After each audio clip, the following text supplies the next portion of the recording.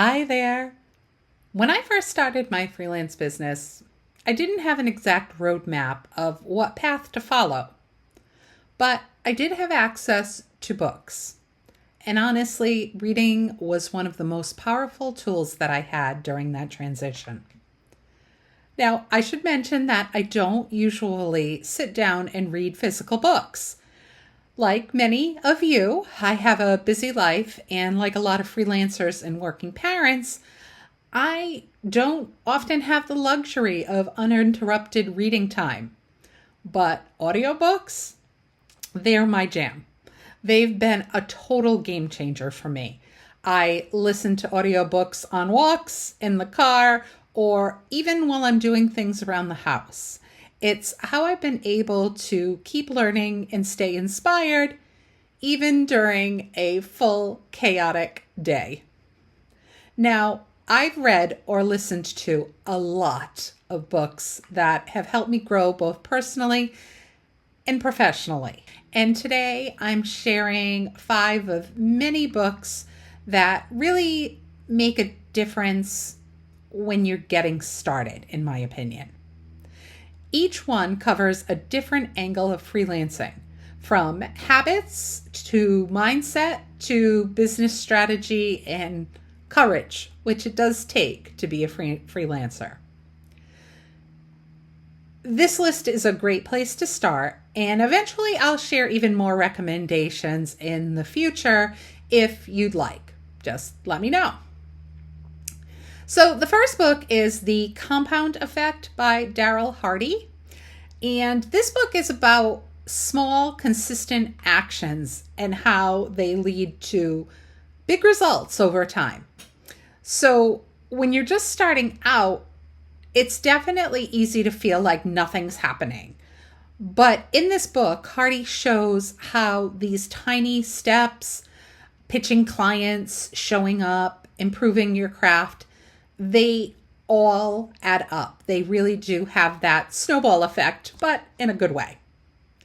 So essentially, this book helped me build momentum and learn to trust the process, even when progress wasn't immediately visible. The second book I really enjoyed. I thought it gave a lot of good tips specifically for freelancers. It's The Six-Figure Freelancer by Laura Briggs.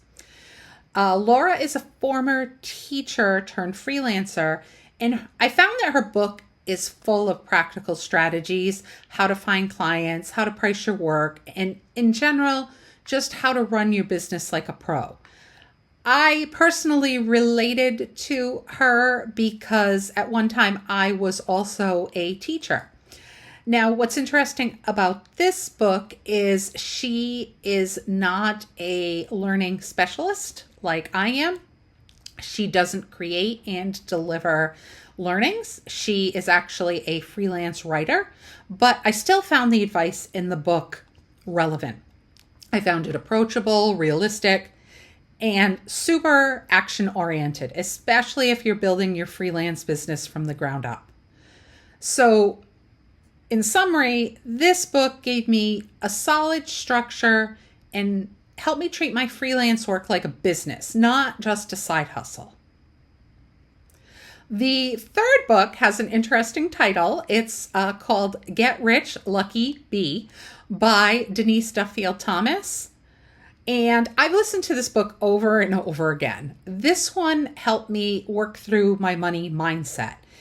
And when I started reading it, money mindset wasn't even something that I realized was holding me back at first. Listening to the book really resonated with me, and I learned that I definitely did have money blocks, and that we all do, even if we're not always aware of them. So this book helped me address those in order to move forward and thrive. I'm not going to say it solved all of them, but it definitely did put me on a forward trajectory. So if you've ever felt weird about raising your rates or charging what you're worth, then this book helps you identify why and clear those money blocks. And it's just a really fun, down-to-earth book. Denise reads this book herself. So in summary, this book helped me feel more confident about money and pricing, which is huge when you're starting out on your own. The fourth book is The Big Leap by Gay Hendricks. This book was actually gifted to me as part of a business course that I took with one of my business mentors. And I'd say it's definitely hard to select a favorite book. There are so many good books available, but if you had to ask me about one of my all-time favorite books, this one is definitely at or very close to the top of this list. This book is about growth and the invisible limits that we put on ourselves when things start going well. And again, if you think this doesn't apply to you, I'd encourage you to give this book a listen and see if anything resonates. I had a shocking number of aha moments when I was reading this book. Specifically, in the book, Hendricks talks about the upper limit problem. It's basically the internal resistance that we face when we step outside our comfort zone. It helped me recognize ways I was keeping myself small, even unintentionally. So in summary, this book challenged me to be conscious of the times where I am prone to self-sabotaging and identify and work on my zone of genius.